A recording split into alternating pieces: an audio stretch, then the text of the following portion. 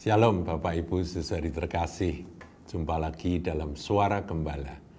Saudaraku, masih seputar perbuatan versus kasih karunia. Nah, saya renung-renungkan ilustrasi yang Tuhan Yesus berikan, yaitu tentang anak yang hilang, perumpamaan tentang anak yang hilang, yaitu si bungsu yang kurang ajar, yang kemarin hari Minggu sudah saya sampaikan. Si bungsu ini kan kurang ajarnya udah kebacut ya. Dia bapaknya masih hidup tapi dia minta warisan ya, jadi dia tuh sepertinya tuh kalau dibahasakan dengan bahasa lain, ini bapak kok ndak mati-mati gitu ya, bapak ini kok hidup terus, lah kapan aku menikmati bagianku, kan gitu kira-kira yang ada di benaknya. Kemudian dia minta warisan kepada ayahnya. Dan dia pergi, yaitu ada di Lukas 15, saudara. Saya bacakan aja ya, ayat 13. Setelah dia mengambil bagiannya, beberapa hari kemudian di ayat 13, anak bungsu itu menjual seluruh bagiannya lalu pergi ke negeri yang jauh, dia bawa cash. Di sana ia memboroskan harta miliknya itu dengan hidup berfoya-foya. Saudaraku, jadi dia memuaskan akan hawa nafsu, keinginan apa saja yang dia inginkan itu karena dia punya duit, ya dia langsung pakai uangnya itu untuk memenuhi seluruh hasratnya. Ayat 14, setelah dihabiskannya semuanya, timbullah bencana kelaparan di dalam negeri itu dan ia pun mulai melarat. Jadi dia mengalami kemiskinan. Nah, kemudian cerita berikutnya sudah tahu, dia terpaksa harus bekerja. Dia bekerja pada seorang peternak babi. Babi ini lambang kenajisan, saudaraku ya. Dan kemudian karena laparnya, dia pengen jadi babi. Yaitu makanan jatahnya babi mau diambil, mau dimakan. Saking laparnya, gitu ya ceritanya. Tapi tidak diizinkan, jadi tidak seorang pun memberikan ampas yang jadi makanan babi itu, yang sebenarnya bukan makanan manusia.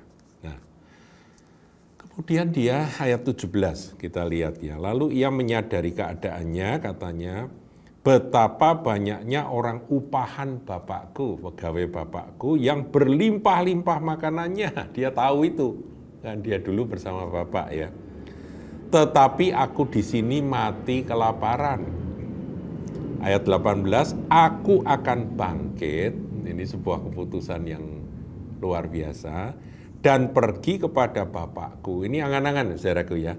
Dan berkata kepadanya, Bapak, aku telah berdosa terhadap sorga dan terhadap Bapak. Aku tidak layak lagi disebut anak Bapak. Dia sadar, aku ini tidak layak jadi anakmu.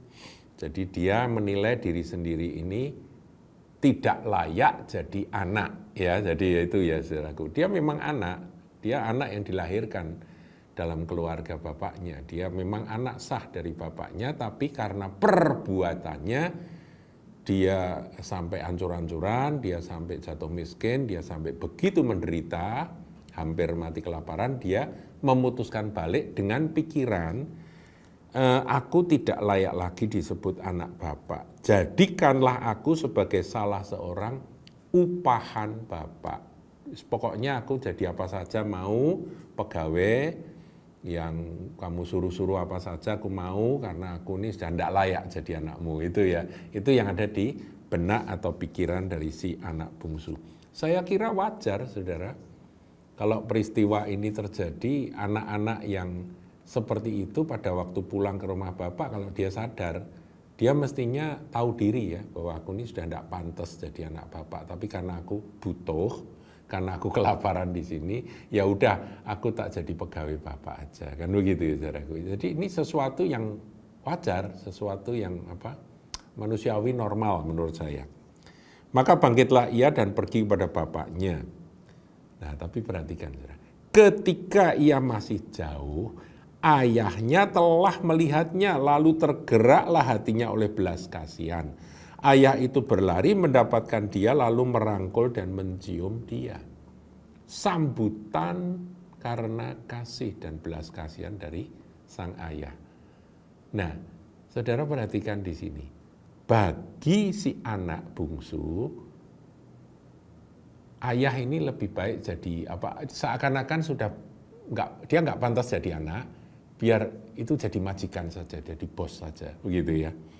Tapi bagi si ayah, ini anakku. Meskipun sudah hancur-hancuran, meskipun sudah pakaiannya sudah pakaian pengemis, badannya juga sudah bau kotoran babi yang gambaran dari kenajisan, tapi bagi si ayah ini anakku. Ya, makanya disebut anak yang hilang, anakku yang hilang gitu ya. Kata anak itu kepadanya, Bapa, aku telah berdosa terhadap surga dan terhadap Bapa. Dia ulangi apa yang tadinya direncanakan untuk dia sampaikan pada waktu dia berniat untuk pulang. Aku tidak layak lagi disebut anak Bapa. Ayat 22, perhatikan saudaraku. Tampilkan nih ayat 22 ini penting. Tetapi ayah itu berkata kepada hamba-hambanya, dia nggak jawab akan pernyataan dari putranya bungsu itu, si putra bungsu ini. Ayah itu langsung menoleh dan berkata pada hamba-hambanya, lekaslah, bawa kemari jubah yang terbaik, karena dia lihat jubah pakaian dari anaknya ini udah butut, sudah rombeng ya.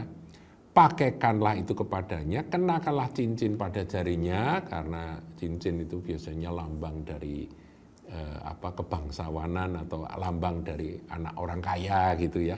Itu kasih cincin di jarinya dan sepatu pada kakinya, dia udah telanjang kaki, saudara. Kenakan sepatu. Ini gambaran, saudaraku, dia dandani. Dia merasa tidak pantas jadi anak bapak. Sekarang kamu tuh tetap anakku, jadi harus pantas-pantasnya anakku begini, begitu ya. Dan ambillah, ini saudara ya, anak lembu tambun itu, sembelilah dia dan marilah kita makan dan bersukacita. Ayat 24, sebab anakku ini, jadi tetap anakku, telah mati dan menjadi hidup kembali. Dianggapnya anak itu sudah mati, tapi sekarang hidup kembali. Ia telah hilang dan didapat kembali. Maka mulailah mereka bersukacita. Haleluya. Nah, ini cerita si bungsu, kita sudah tahu.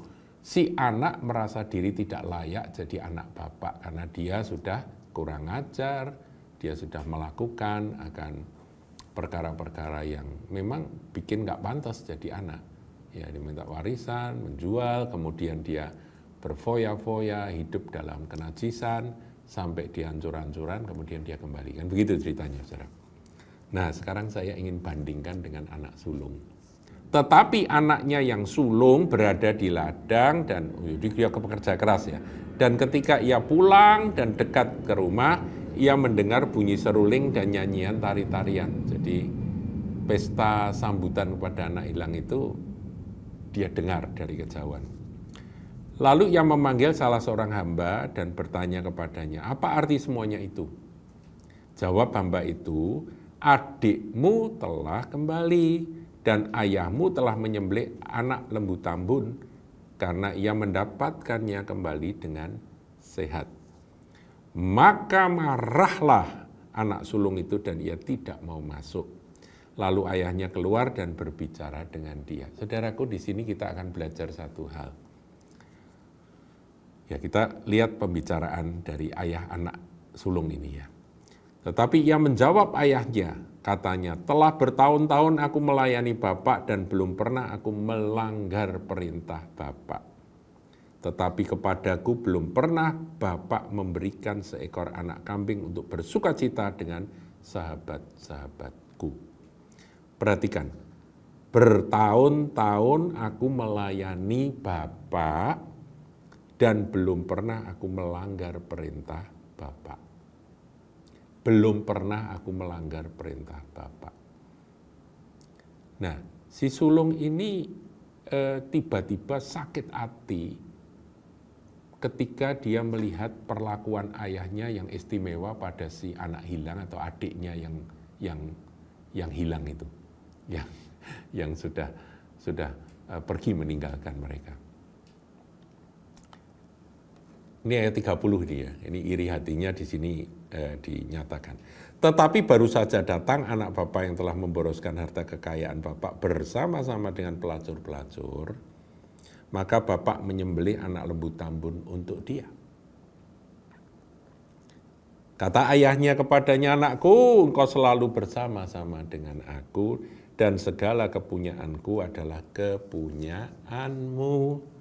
Kita patut bersukacita dan bergembira karena adikmu telah mati dan menjadi hidup kembali. Ia telah hilang dan didapat kembali.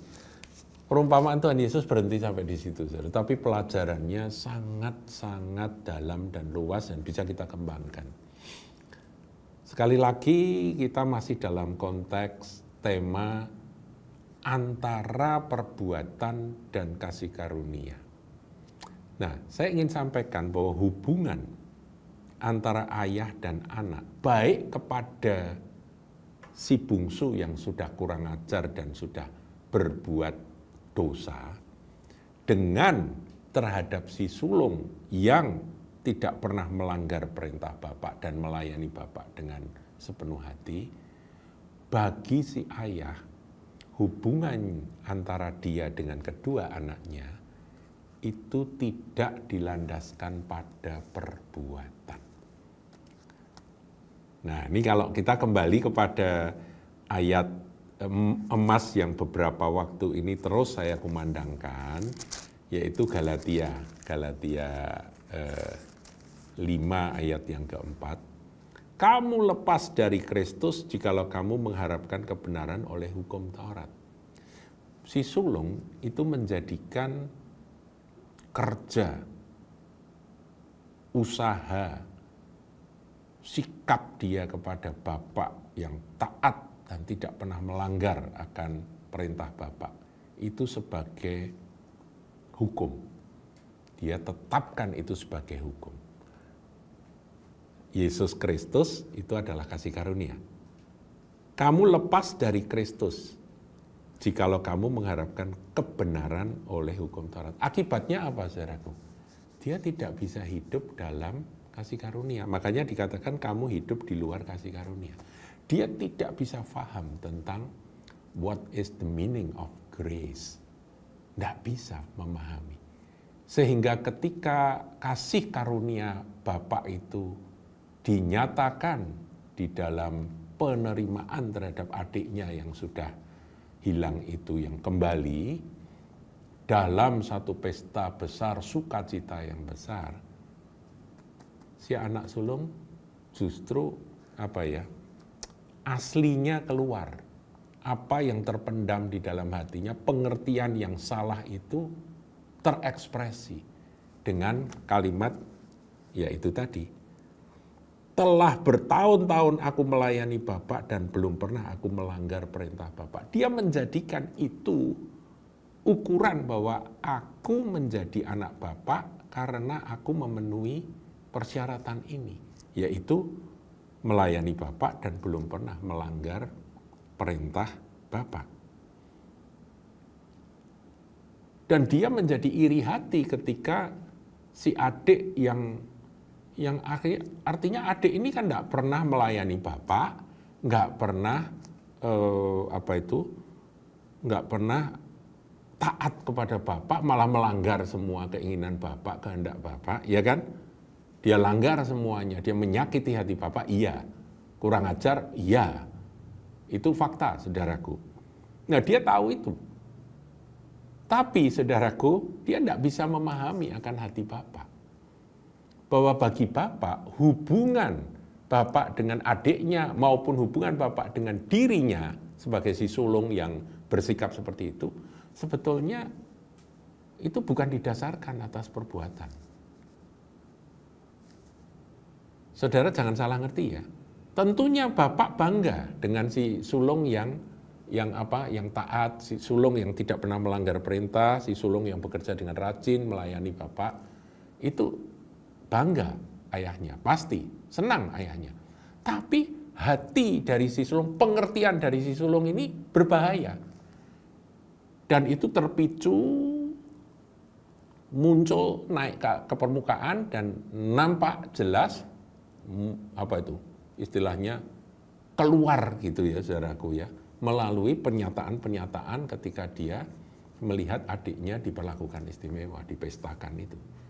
Makanya dia berkata, tetapi kepadaku belum pernah Bapa memberikan seekor anak kambing untuk bersukacita dengan sahabat-sahabatku.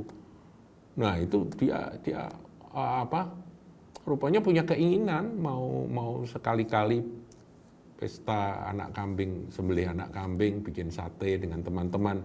Kok enggak pernah gitu. Nah, jawaban ayahnya itu mengejutkan dia. Kata ayahnya kepadanya, anakku, engkau selalu bersama-sama dengan aku dan segala punyaku adalah punyaanmu. Jadi ini bukan soal perbuatan. Karena dia mengukur dirinya itu dalam ukuran perbuatan. Aku ini kan sudah berbuat banyak. Mestinya aku ini jadi anakmu.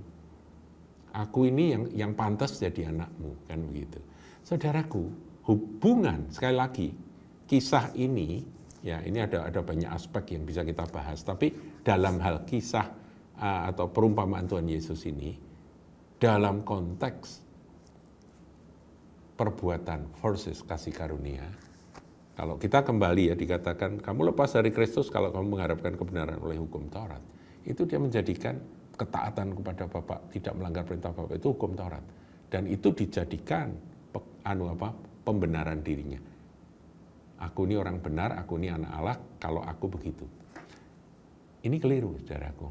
Akibatnya nanti ketika teruji oleh adanya pesta dari yang dilakukan oleh ayah terhadap anak hilang yang pulang itu, dia marah, saudara.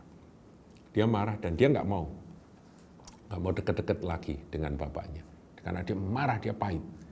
Nah, tapi ayahnya baik, kemudian dijelaskan. Kan gitu ceritanya, saudara.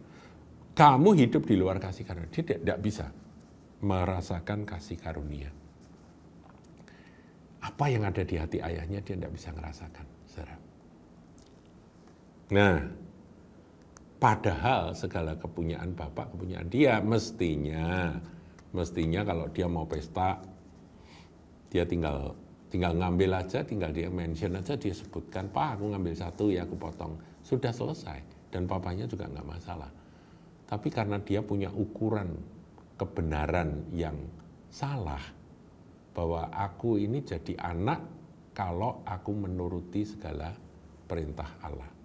Karena aku menuruti segala perintah Allah, maka aku jadi anak. Adikku itu bukan anak karena tidak menuruti. Nah ini keliru saudaraku. Hubungan antara ayah dan anak tidak ditentukan oleh perbuatan, tapi ditentukan oleh kelahiran. Paham ya saudaraku ya? Jadi kalau saudara dengan iman, saudara menerima Yesus sebagai Tuhan dan Juru Selamat, engkau menjadi anak Allah. Nah, barang siapa menerima dia diberinya kuasa menjadi anak Allah kan. Saudara adalah anak. Hubunganmu dengan Bapa adalah anak dan Bapa. Nah, sekarang kalau pertanyaan berlanjut, apakah tindakan si anak hilang ini menyukakan hati ayah? Oh jelas, membuat duka hati ayah. Ya, dia dengan kurang ajarnya, dengan dia pergi dan dia kemudian hidup dalam dosa. Bahkan saya harus nambahkan, saya ulangi lagi saudaraku, kalau anak bungsu ini tidak sadar dan tidak pulang, ya dia mungkin mati di kandang babi. Ngerti ya? Mati dalam dosanya. Nah itu yang saya ingin peringatkan. Jadi saudara jangan sampai menafsirkan ini dengan kebablasan. Tetapi satu kebenaran, bahwa begitu engkau sadar hubunganmu dengan Bapa, itu tidak pernah putus. Bertobatlah, pulanglah ke rumah Bapa. Ngerti ya? Dan tentunya pada waktu engkau pulang, engkau akan terheran-heran mengapa Bapak begitu bersukacita dan menerima, menyambut, dan dia membuat pesta yang begitu besar akan pertobatan dari si anak bungsu ini. Kembalinya si anak bungsu. Nah, sementara kalau kita mengambil posisi sebagai si kakak sulung, kita harus belajar, saudaraku, bahwa hubungan antara ayah dan anak sulung itu tidak ditentukan oleh karena aku selalu melayani Bapak dan belum pernah melanggar perintah Bapak, maka aku adalah anak. Itu salah juga. Dia sudah anak karena memang dia lahir dari orang tua yang sama. Iya kan? Itu memang bapaknya, bapak kandungnya dia. Demikian Tuhan dengan saudara dan saya. Kita tuh anak, karena iman kita kepada Yesus Kristus kita jadi anak. Nah, sekarang bagaimana kita menjadi anak yang menyukakan hati Bapak, itu poin lain, saudaraku. Tapi jangan jadi si sulung. Nanti akibatnya tidak bisa hidup dalam kasih karunia, bahkan lepas dari Kristus. Itu berbahaya sekali. Ya, jadi saudaraku, ini pesan dan saya kira ini cukup jelas ya. Kalau kita melanjutkan tentang Galatia 5 ayat 4 itu, ini ilustrasi yang diberikan Tuhan Yesus ini jelas sekali. Jadi hubungan sekali lagi tidak ditentukan oleh perbuatan, tetapi perbuatan itu harus menjadi pengejaran kita, harus menjadi usaha mati-matian kita sepenuh hati ya. Seperti Paulus katakan, itu karena kita sudah beroleh kasih karunia. Haleluya. Tuhan Yesus memberkati.